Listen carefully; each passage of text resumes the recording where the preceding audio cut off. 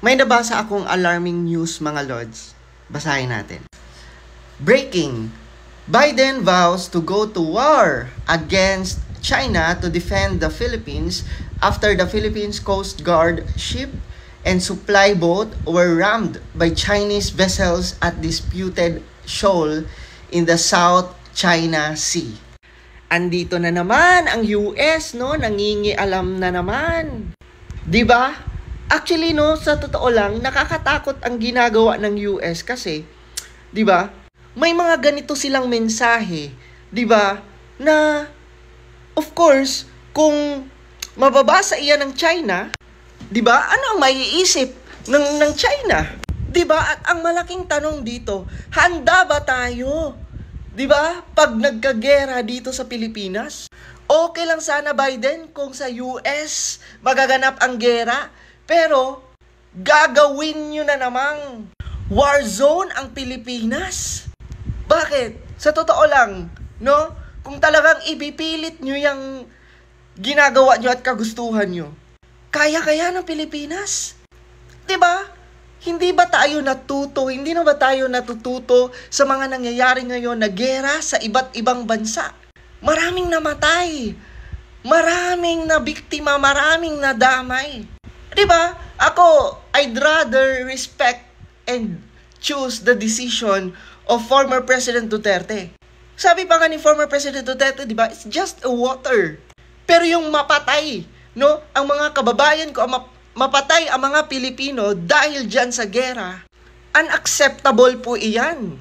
Kasi ang kawawa dito, ang Pilipinas, alam naman natin, hindi naman sa pangdadown, no, sa bansa natin, pero alam natin ang capacity natin. At hindi natin, sa ngayon hindi natin kayang makipaggera, hindi natin kayang ipain ang mga Pilipino para lang talaga, no, sa pinaglalaban natin. Na sa totoo lang, hindi naman talaga papakawala ng China. 'Di ba? Kailan ba nakinig ang China? Kahit sabihin nyo pa nanalo sa arbitral ruling, may papel, hindi nga nakikinig ang China eh. Tingnan nyo. 'Di ba? Mas naging agresibo sila ngayon.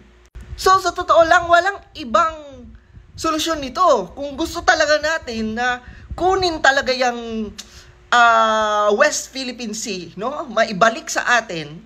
Wala, gera talaga yan. Kasi hindi naman makikinig ang China kung salita sa salita lang eh. Di ba hindi naman makikinig ang China kung sa papel lang? Kasi kung nakinig pa yan, dapat dati na yan silang nakikinig. Eh di ba ngayon? Hanggang ngayon, andyan sila. So, what will be the solution? Gera? Di ba? Isipin naman natin yung mga kababayan natin dito sa Pilipinas. Kasi wala talaga eh. Hindi yan bibitawan ng China. Dapat kasi, dati pa, hinarangan na yan ng Pilipinas. Dapat dati pa, no? Kumbaga, gumawa na ng mga buildings or infrastructure dyan ang Pilipinas, no? Dyan sa West Philippine Sea. Eh, di ba, hindi naman yun nangyari. Katunayan nga, naman sa pagiging duwag, Pero, tingnan mo ang sitwasyon, i-analyze mo ang sitwasyon, do you think bibitawan yan ang China? Eh, di ba sa panahon nga ng Dilawan, sa panahon nga ni Pinoy, doon nagtayo na maraming buildings doon sa West Philippine Sea ang China. Abay, dapat sana, dati pa yan hinarang, di ba? Dati pa yan nilagyan ng something, buildings or palatandaan na sa Pilipinas talaga yan. Eh wala eh, tsaka pa nung pumasok na ang China. Kaya talagang maging careful sa desisyon, no, ang administrasyon ngayon kasi konting mali sa desisyon, pwede siyang mapunta sa ikapapahamak ng Pilipinas. Wala eh, talagang ayaw pa kawalan ng China. Talagang agresibo sila.